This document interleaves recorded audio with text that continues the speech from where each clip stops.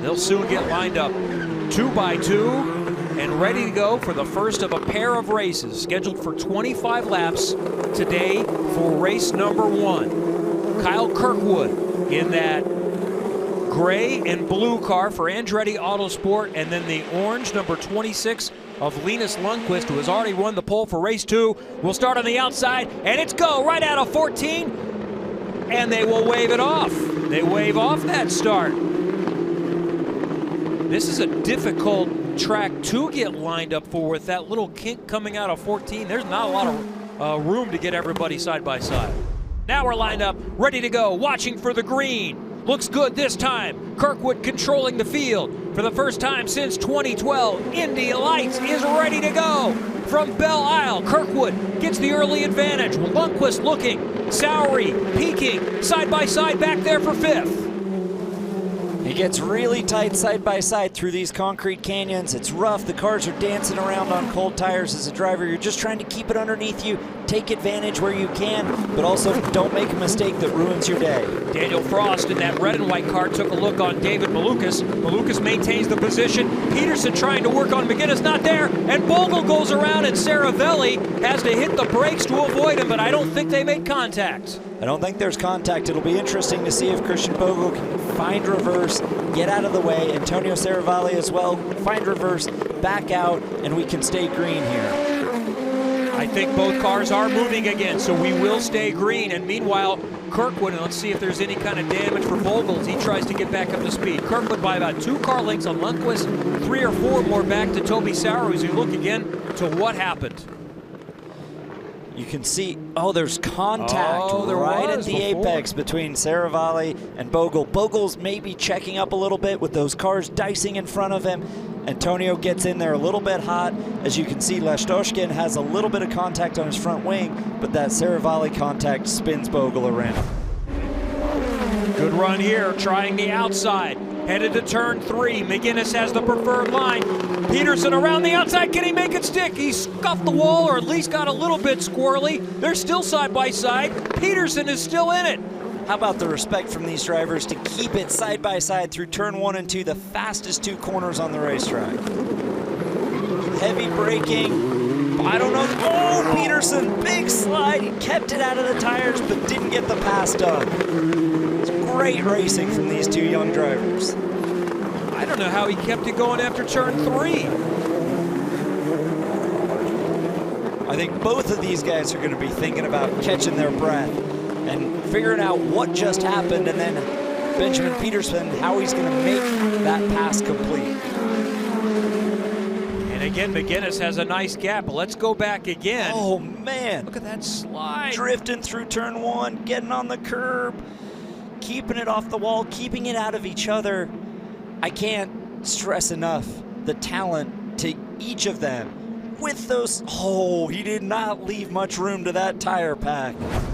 So these guys are still running close together. Man, it is the best battle on the racetrack by far. You know, Robert McGinnis maybe hasn't had the start of the year he wanted, but now being able to defend, it looked like Benjamin Peterson had a problem there. He's got an issue. Stingray Robb has gotten around him, and so has Devlin DiFrancesco. So a problem for Benjamin Peterson, and he is off the pace. Can you see the Cooper tires? Are they still all everything looks inflated, although he did have contact with the curb. No, he looks like he's down on power. I'm not sure what's going on there. Oh, what a shame, because that had been such a good fight throughout the race. Now what does Stingray Robb have for you? Inside 2 to go. And the gap is about 1.2 seconds. Kirkwood in control, but it doesn't take much for it to all go upside down. Lundqvist is within push to pass range. We don't know how much he has left. 15 pushes throughout the day. Yeah, with just a couple laps to go here, tomorrow's race is 5 laps longer. I think Toby Sowery is going to go back and think about what he can do to just try and keep his car and his tires underneath him. As we see Robert McGinnis here having to defend again from Stingray Robb and Devlin DiFrancesco. Man, that Talk about a Detroit traffic jam. 7th, 8th, 9th right there.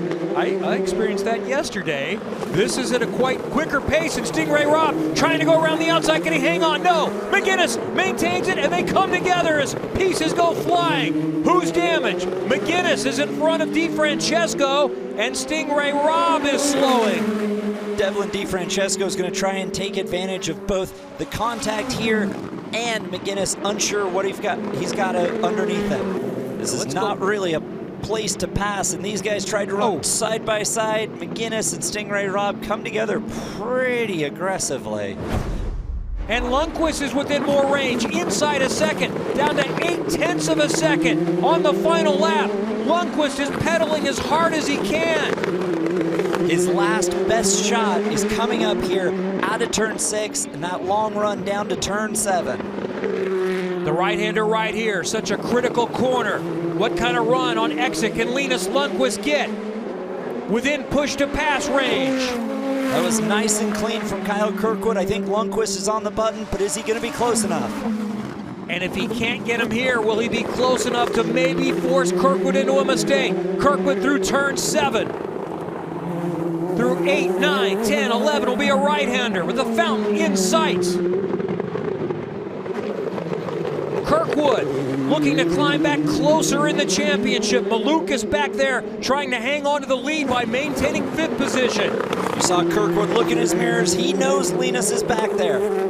Scholarship on the line, over $1 million to get to IndyCar and the Indy 500 at stake for the season championship winner. To the line, and it's Kyle Kirkwood winning for the 2nd time in 2021. He holds off Linus Lundqvist with a flag-to-flag win at Belle Isle. This race win was very important for you in the championship hunt, getting you back in the conversation with HMD Motorsports. Yeah, it was definitely important. You know, we thought we'd be pretty good here. We started off practice really well. Qualified P1, which is it's a lot to do with it in this car. Linus kept me honest though. He was within the push to pass, which I was pushing so hard to get him out of it. And you know, it was nonstop at a point. I just had to tell Doug, my engineer, to stop giving me gaps, because I mean it's tiring out there. I mean it's physical. Your hands. I'm like getting to a point where I can't even turn the brake bias anymore. Coming around the final corner, looking for the green. Lundqvist controls the field, and here we go. Race 2 from Belle Isle, and look at Kirkwood jump right to the number 2 spot, getting around Malukas. David Malukas had a little bit of wheel spin trying to get the power down, and Kirkwood took advantage, gets that position, heading in the long run down to the heavy braking in turn 3. One of your best chances if you want to take the race lead might be coming up here. On the long run to 7, setting up side-by-side teammates, Frost and McGinnis. McGinnis loses the position there. Toby Sowery is trying to pounce on him. Frost got by, and McGinnis is dropping backwards. It's so hard when you lose that momentum. Everyone seems to take advantage of you, and it's like you're on the outside of a freight train looking in as cars keep streaming past you. Robert's got to reset, get his foot down, and think forward as he tries to chase back down of Toby Sowery. Once again, green flag flies. Lundqvist maintains the advantage, but Kirkwood starting in row 2, got the quick run, got inside David Malukas. And when you lose that momentum on the initial start like that, it's so hard. David Malukas was lucky to slot back in. As you see Robert McGinnis really fighting the wheel. Oh, there's a little bit of wheel-to-wheel rub. I wouldn't call that contact, more of a rub. Just you see Kyle Kirkwood again trying to make that pass on Linus Lundqvist as he goes to the outside. It looks like he might be able to make this pass stick, and Kevin and Charlie, that's the first pass for the lead that we've seen all season. First one since I think Portland of 2019, an on-track pass for the lead. That doesn't mean the racing hasn't been entertaining, but a first successful overtake, and Kyle Kirkwood got it done going into turn 7, Charlie. Kirkwood's using that momentum from yesterday's race win. He was able to take advantage of that push to pass. Now Linus Lundqvist has the advantage of push to pass. We'll see if Linus can use that extra horsepower, get the power down into a solid overtaking corner, get it done on the brakes.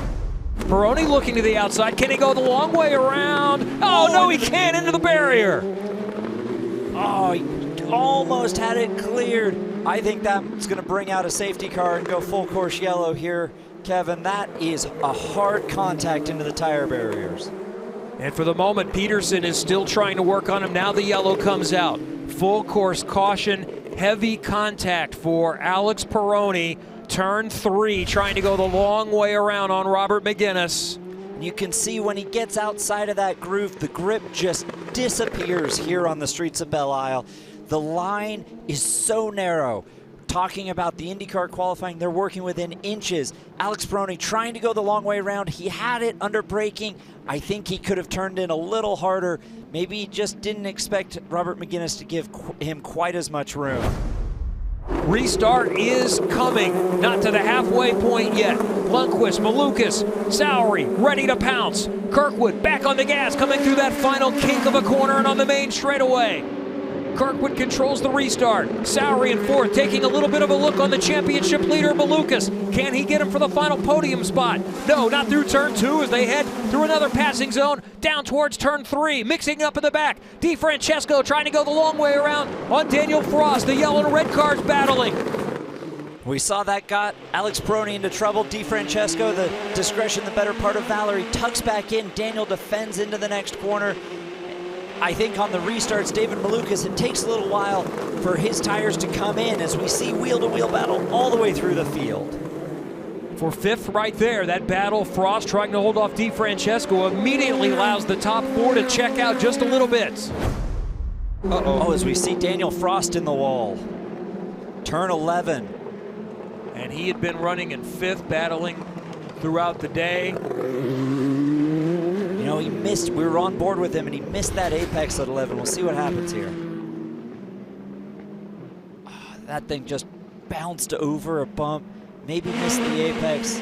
Coming through 10, setting up. Oh, it knocked his hand off the wheel. Wow. Back on the gas out of 13, Kyle Kirkwood. 1 lap to the finish, green.